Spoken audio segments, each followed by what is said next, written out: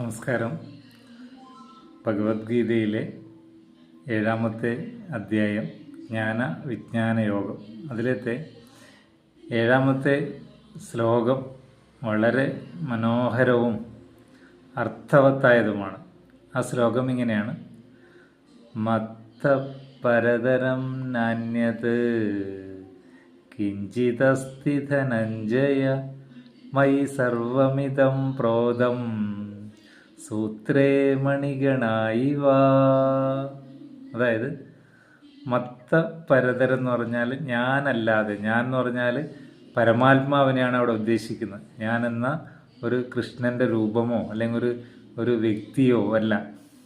ഈ പ്രപഞ്ചത്തിലാകമാനം തിങ്ങി വിങ്ങി നിറഞ്ഞിരിക്കുന്ന ബോധമല്ലാതെ മത്ത പരതരം നാന്യത് മറ്റൊന്നുമില്ല. കിഞ്ചിതസ്തി ധനഞ്ജയ. കിഞ്ചിതസ്തി എന്ന് പറഞ്ഞാൽ ലവലേശമൊന്നുമില്ല.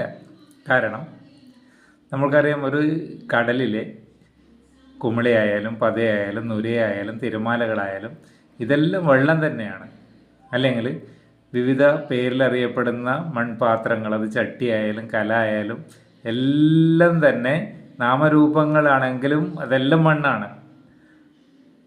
അതുപോലെ ഈ പ്രപഞ്ചത്തിൽ കാണുന്ന എല്ലാ സാധനവും, ഈ ബ്രഹ്മാണ്ടം അല്ലെങ്കിൽ ഗാലക്സികളിൽ മുഴുവൻ കാണുന്ന ഉണ്ടായി മറയുന്ന നാമരൂപങ്ങളെല്ലാം തന്നെ ബ്രഹ്മമാകുന്നു. ബ്രഹ്മത്തിൽ നിന്നുണ്ടാകുന്നതെല്ലാം ബ്രഹ്മമാണ്. വെള്ളത്തിൽ നിന്നുണ്ടാകുന്നതെല്ലാം വെള്ളമാണെങ്കിൽ ബ്രഹ്മത്തിൽ നിന്നുണ്ടാകുന്നതെല്ലാം ബ്രഹ്മം തന്നെയാണ്. പക്ഷേ ഇത് നമുക്ക് കാണാൻ പറ്റില്ല. അതാണ് അതിൻ്റെ ഒരു പ്രയാസം. ഇതെല്ലാവരും ഇത് നിഷേധിക്കാനുള്ള കാരണം എന്താണ്? ഈ തിങ്ങി വിങ്ങി നിറഞ്ഞു നിൽക്കുന്ന നിശ്ചലത, നിശ്ചല ബോധം, അത് നമുക്ക് അഗ്രാഹ്യമാണ്, കാണാൻ കഴിയില്ല. പിന്നെ വേദാന്തം വായിച്ചത് അത് മനസ്സിലാക്കിക്കൊടുക. അത് ഗ്രഹിക്കണമെങ്കിൽ മനസ്സിനെ നിശ്ചലമാക്കിയാൽ അതായി മാറാൻ പറ്റും. മത്ത പരതരൻ നാന്യത് കിഞ്ചിതസ്തി ധനഞ്ജയ മയി സർവമിതം പ്രോതം സൂത്രേ മണിഗണായിവ. അതായത് ഒരു മുത്തിൽ, ഒരു നൂലിൽ എങ്ങനെയാണോ മുത്തുകൾ കോർത്തിരിക്കുന്നത് അതുപോലെ.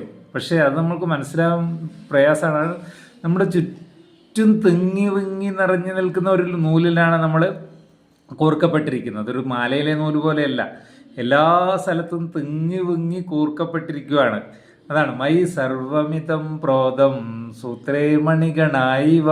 അതാണ് സർവ്വചരാചരങ്ങളിൽ നിറഞ്ഞു നിൽക്കണമെങ്കിൽ അതുപോലെ ഡയമെൻഷൻ ഇല്ലാതെ നമ്മളതിൽ കോർക്കപ്പെടണം. വളരെ പ്രധാനപ്പെട്ട ഒരു ശ്ലോകമാണ് ഇത്. വേദാന്ത സാരം കൂടിയാണ് ഈ ഒരു ശ്ലോകം. Okay, thank you.